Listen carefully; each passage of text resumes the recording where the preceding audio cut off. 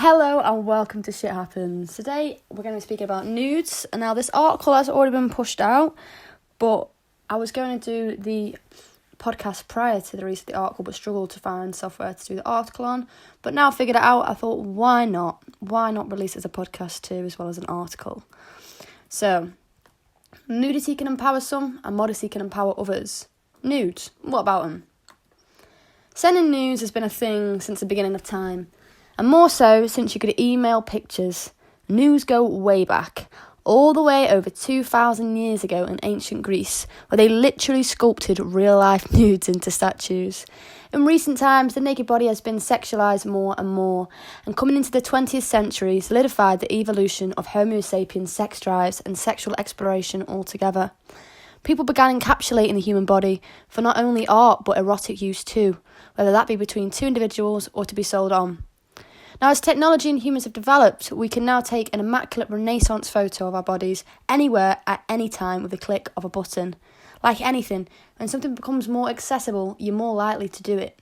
Having access to mobile phones with installed cameras with the insane quality and social media means it takes less than a minute to take and send a nude. It's quick, it's easy, but that's the problem sometimes. You aren't thinking about who you send it to.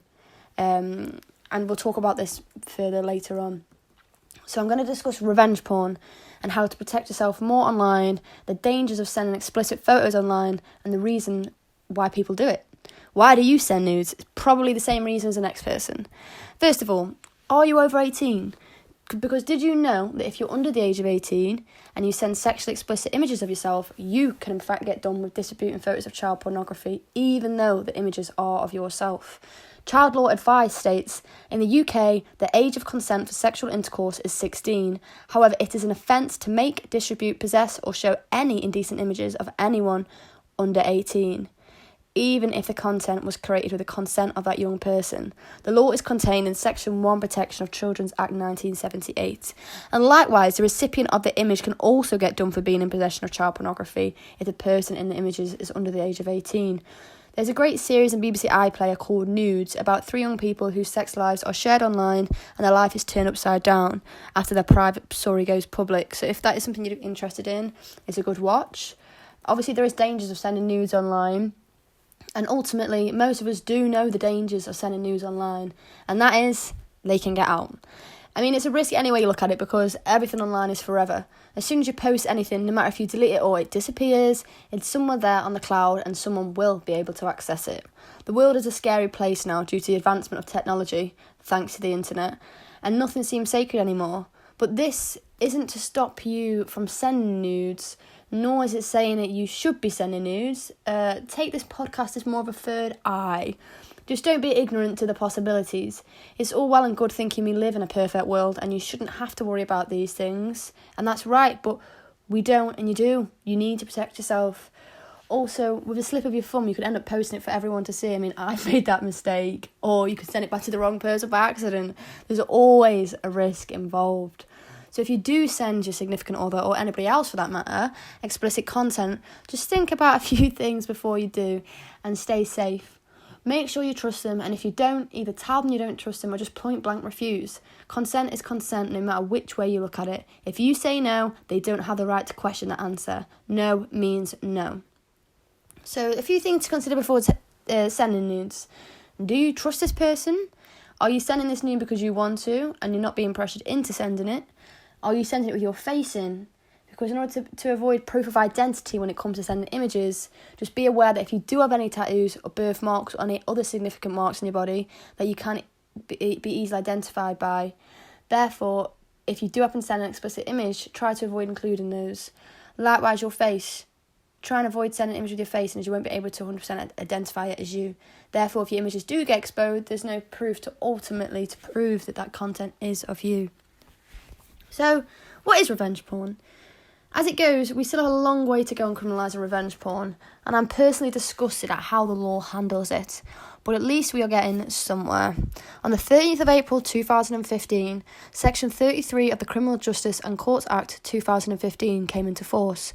This created a new criminal offence of disclosing private sexual photographs and films with the intent to cause distress. This is more commonly known as revenge porn.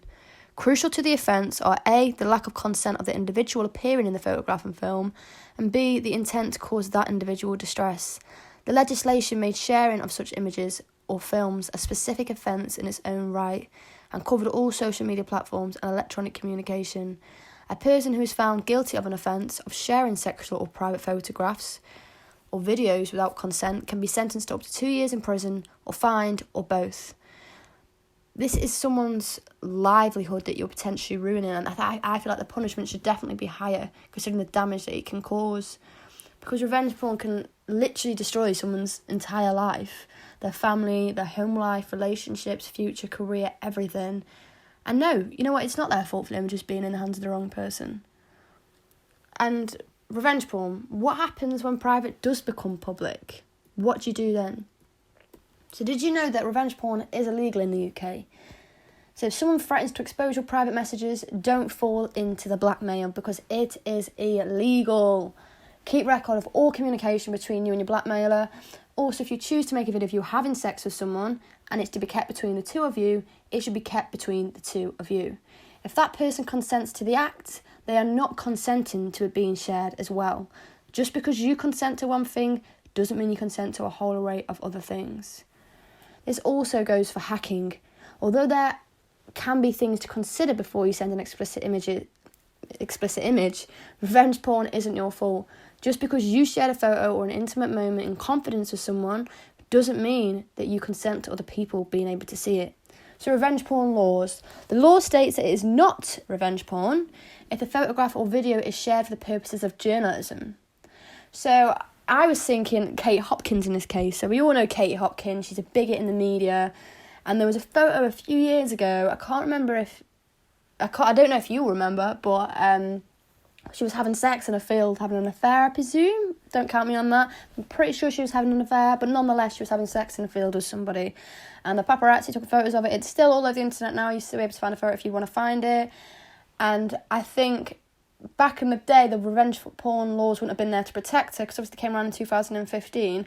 However, I think had they been around to protect her, that picture would have still got out in the media, because it would be shared for the purposes of journalism. It says here, for example, a private photograph of you could be published in a newspaper as part of a news story if the person who shared the photograph reasonably believed it was in the public's interest. So I presume the person that Katie Hopkins sent over to the media felt it was needed to out this woman as such for being publicly indecent with a celebrity status. But yeah, it's pretty much irrelevant anyway, because let's face it, the law wasn't around when that happened. But this is a little example. I just don't think Kate Hopkins would have been backed by the revenge porn law had it been in 2020 or 2021. But the law also states that it is not an offence for someone to share a photograph or video of you if they believe that it had already been shared or published with your consent and that you had been paid. So, for example, if there's a photo of you on a pornographic website, someone might see it and assume that you have consented to it being posted and that you have been paid for the photo. They might then share it with someone else. That is not an offence. However, if the person who originally posted the image did so without your consent, they may be guilty of an offence. So why do people send nudes? Naked is normal. Body positivity and body confidence is not anything that should be shunned. Taking nude photos of yourself can increase confidence proportionately and help with self-esteem and self-acceptance. You may not even be taking nudes to send to anybody else. Maybe you take them because you want to feel good. Mood is also a dependent factor on whether someone may or may not want to send/receive nudes. We can't pretend that sending nudes simply isn't a thing, because it is, especially in this generation. But not everyone wants to see a dick pic at 7 a.m. in the morning. Some may, but not all. However, if you've been subject to revenge porn abuse, you may have a distorted version on the topic of taking and sending nudes now, which is completely understandable. But just because one person has betrayed your trust, it doesn't mean that everyone in your life will behave that way. Learn to love yourself again and your body in its full glory. If you don't send nude pictures of yourself for whatever reason, that is also your prerogative to do so, and you don't need to explain yourself. Consent is the main thing in any sexual scenario, and you have the right to your own privacy. And likewise, For those who want to embrace their nakedness online and in a public fashion, you're also well within your rights to do that. Just bear in mind the dangers and risks that can surround in doing so. As the saying goes, nudity can empower some and modesty can empower others. So whether you choose to send nudes or not, it doesn't make a difference. We are all human and we have needs. Some want to send nudes, others don't. That's fine. Just respect other people's decisions, and if someone trusts you enough to send you explicit images or record a sex tape with you, don't be a dick.